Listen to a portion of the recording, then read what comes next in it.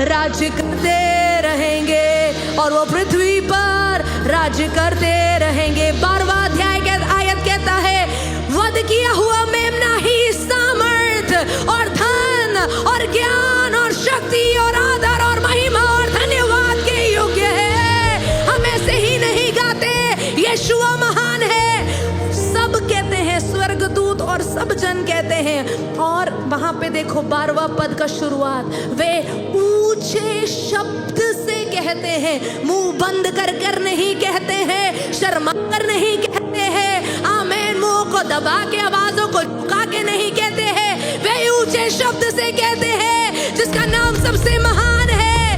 वध किया हुआ मेमना ही सामर्थी और धन और ज्ञान और शक्ति और आदर और महिमा और धन्यवाद के योग्य है। कि वध किया हुआ मेमना ही सामर्थ और धन और ज्ञान और शक्ति और आदर और महिमा और धन्यवाद के योग्य है। आखिरी बार सब कहेंगे, और वध किया हुआ मेमना ही सामर्थ और धन और ज्ञान और शक्ति और आदर और महिमा और धन्यवाद के योग्य है। बोलो प्रभु यीशु मसीह की हालेलुया।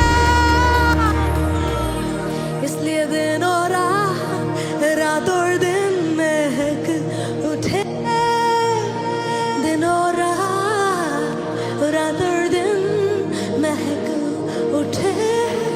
ओ सोने के बोल से दिन और रात और दिन महक